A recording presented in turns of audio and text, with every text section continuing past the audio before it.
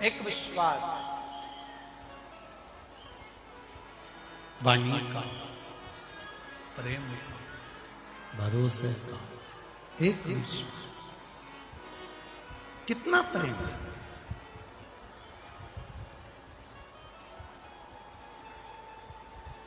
कितने लोग तुमसे जुड़े हैं फेसबुक पर, वो मायना नहीं रखता।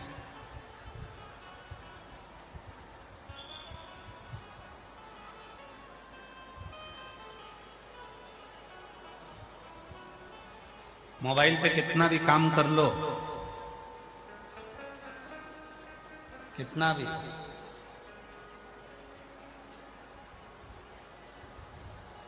चलो जाने दो। एक अच्छी बात समझो अपने जीवन में।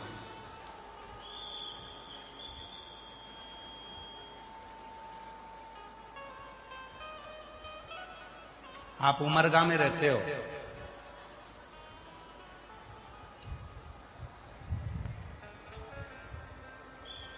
मान लो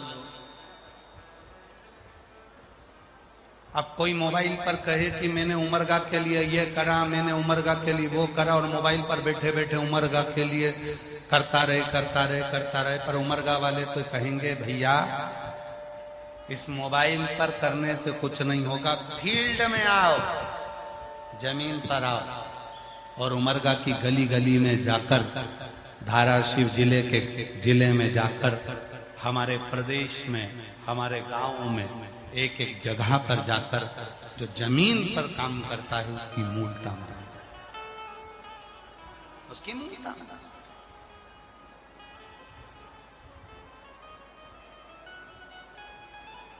फेसबुक पर कितने तुम्हारे दोस्त हैं वो मायना नहीं रखता। इंस्टाग्राम पर कितने तुमसे जुड़े हैं वो मायना नहीं रखता। मायना क्या रखता है? जिस दिन तुम्हारी दुख की घड़ी है, बीमारी आ गई, एक्सीडेंट हो गया, तकलीफ में आ गए, हॉस्पिटल में पड़े हो, केवल एक दिन देखने के लिए गए, बाकी के दिन जिसको तुमने टाइम नहीं दिया, जिसको तुमने समय नहीं दिया, दूसरों से बात करने का तुम्हें फोन पर समय था, और घर में जो धर्म पत्नी थी, पति था, बच्चे थे, उनके पास में समय नहीं दिया, और आखिरी में सेवा करने के लिए हॉस्पिटल में रात दिन वही धर्म पत्नी बैठी रही जिसको तुमने 1 मिनट का समय नहीं दिया। 1 मिनट का समय नहीं दिया।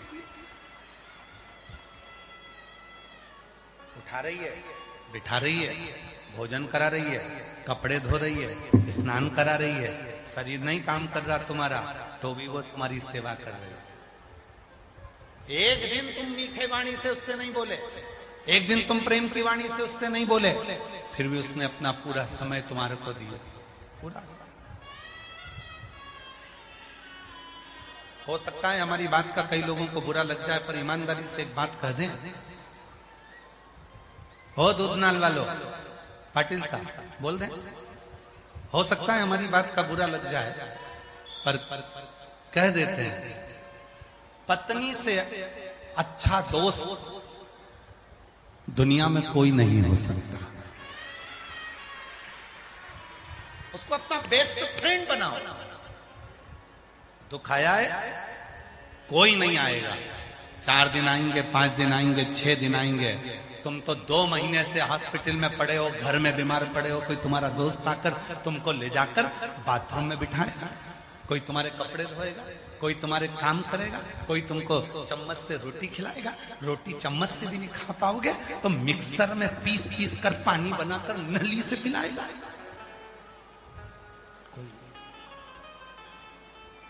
करने वाला केवल एक ही बेस्ट फ्रेंड रहेगा, वो तुम्हारी धर्म पत्नी रहेगी, तुम्हारा पति रहेगा।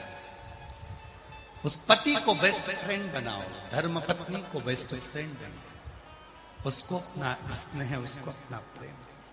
ये बाकी के सब तो अपनी अपनी जगह पर, बाकी के सब अपनी जगह पर जब आप उससे स्नेह करेंगे, प्रेम करेंगे, उससे वात्सल्यता करेंगे, करुणता करेंगे, जब आप उससे स्नेह से बात करेंगे, रखेंगे, आपके जीवन को सुख कि जीवन को सुख देना प्रारंभ कर दे, आनंद देना प्रारंभ कर दे। उससे प्रीत जोड़िए, उससे स्नेह जोड़िए, उससे प्रीति जोड़ने का प्रयास करिए, उससे स्नेह जोड़ने का प्रयास करिए।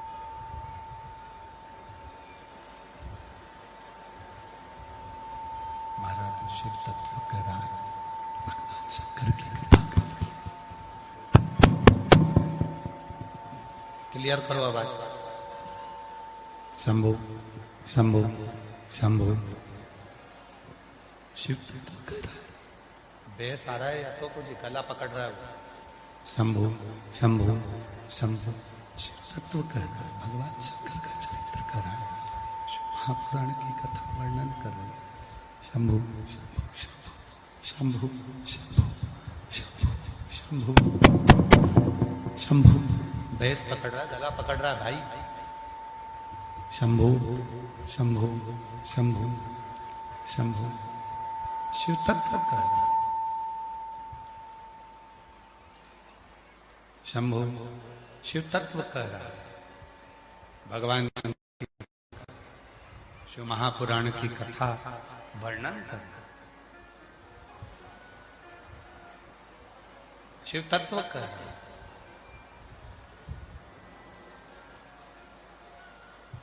33 कोटि देवताओं में अगर सबसे ज्यादा प्रेम, सबसे ज्यादा स्नेह अगर किसी देवता ने किया है तो वो शिव शंकर, माता सती से।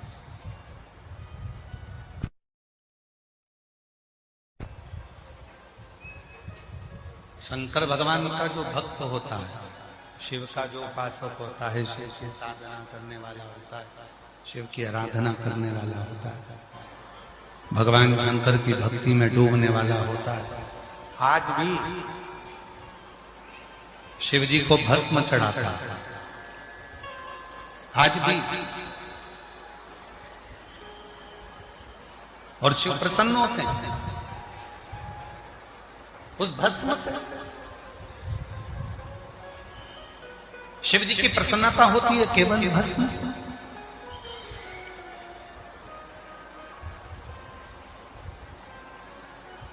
शिव जी की प्रसन्नता होती है केवल भस्म से। क्यों? सती के शरीर की वो राख, माता सती के शरीर की वो भस्म, माता सती के शरीर की वो राख आज भी शिव को प्रियता प्रदान करती है, शिव को आनंद प्रदान करती है। आज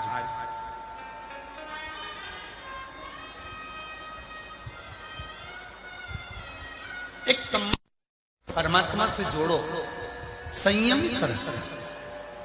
3 इंद्रियां ऐसी हैं जिन पर तुम्हारा संयम बहुत जरूरी है। पहले नंबर पर है तुम्हारी वाणी का संयम। अपनी जिह्वा पर जितना हम कहें कथा में फिर कहें, ना सास बुरी है ना बहू बुरी है, ना ससुर बुरा है ना बेटा बुरा है, ना ननन बुरी है ना नंदोई बुरा है, ना देवर बुरा है ना देवरानी बुरी है, ना जेठ बुरा है ना जेठानी बुरी है। परिवार का कोई सदस्य बुरा नहीं है, केवल अगर बुरा है तो केवल हमारी वाणी ही कहीं ना कहीं बुरी है। कहीं ना कहीं हमारी वाणी हमें बुरी।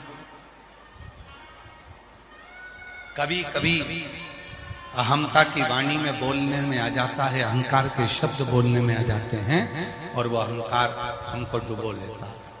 तो हम इन 3 इंद्रियों में पहली इंद्री है वाणी, दूसरी इंद्री है नेत्र। नेत्र रूपी इंद्री, नेत्र रूपी इंद्री एक ऐसी इंद्री है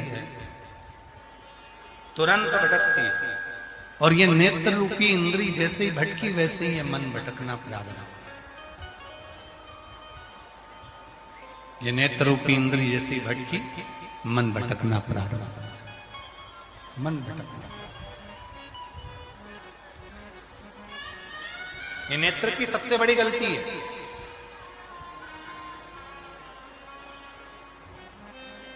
संसार में नेत्र रूपी इंद्री एक ऐसी इंद्री है जो अच्छाई कम देखती है और बुराई ज्यादा देखती है। मोबाइल पकड़ो, खोलो, और मोबाइल खोलते से ही किसी के बारे में अगर अच्छा आ रहा होगा तो तुम पढ़ोगे नहीं, और उसके बारे में अगर बुरा लिखा होगा तो तुम अच्छे से पढ़ोगे। ओरे ओहो, बहुत ध्यान लगाकर पढ़ोगे। किसी के लिए अच्छा आया होगा, तुम उस फोटो को, उस वीडियो को किसी को नहीं भेजोगे, पर जैसे ही किसी के लिए बुरा वीडियो आ गया, किसी के लिए बुरा लिखा हुआ आ गया, किसी के लिए गलत लिखा हुआ आ गया, तुम तुरंत उसे फॉरवर्ड करना प्रारंभ कर दो। नेत्र रूपी इंद्री बड़ी विचित्र,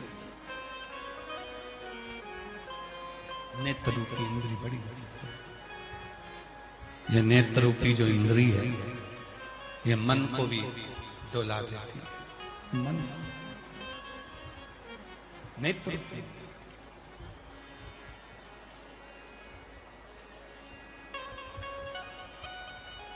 चलो जाने दो, प्रैक्टिकल करिएगा। सुबह मॉर्निंग वॉक करने जाते हो? अरे बोलो तो जम के। सुबह सुबह मॉर्निंग वॉक करने जाते हो, घूमने जाते हो, व्यापार पर जाते हो, दुकान जाते हो, नौकरी पर जाते हो, कहीं सब्जी लेने जाते हो, फल के मार्केट में जाते हो, कहीं ना कहीं तो जाते होगे। जिस रास्ते से जाते हो उस रास्ते पर 2 दिन पहले कोई कुत्ता मर गया, तुमने मरा हुआ कुत्ता देख भी लिया। कुत्ता मरा हुआ कोई उठा के ले भी गया, और मरे हुए कुत्ते को ले जाकर कहीं कचरे में किसी ने डाल दिया। पर यह नेत्र ऐसी इंद्री है, सब्जी लेने जा रही है, फल लेने जा रही है, पर उसने सोचा है कि यहां पर मरा हुआ कुत्ता था, नहीं देखूंगी, फिर भी वो निगाह चलते चलते उस पर चली ही जाती।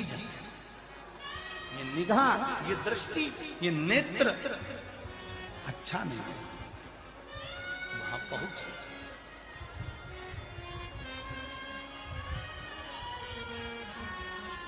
इसीलिए शिव महापुराण की कथा में कहा गया कि इस वाणी को भी शिव में लगा दो, इस नेत्र को भी शिव में लगा दो। और तीसरे नंबर की इंद्री है ये श्रवण, ये कान, ये सबसे भारी इंद्री है।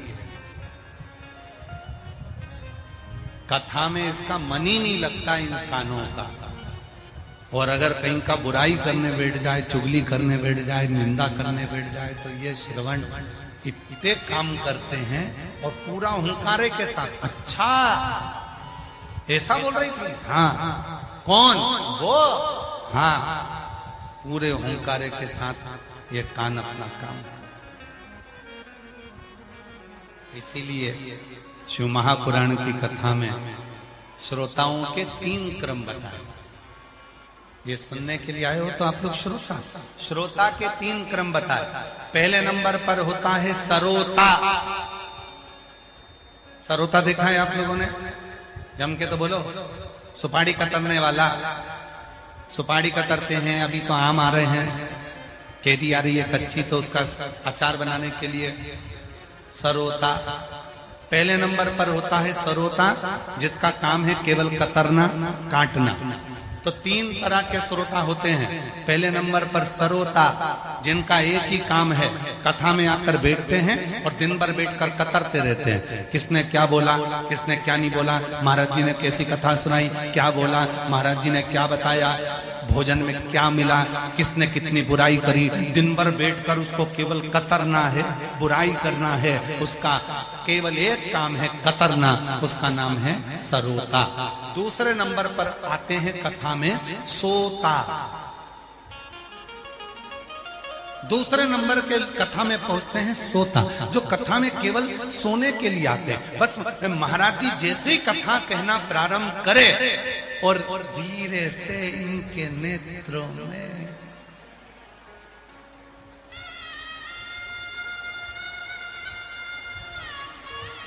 लोगों को लग रहा है कथा में कितनी डूबी है, डूबी नहीं है, ऊबी है। और किसी ने जगह दिया, सो रही है क्या? फिर ऐसी ऐसी क्या कर रही है? कुछ नहीं, भोलेनाथ जी भाग रहे थे तो बुला रही थी।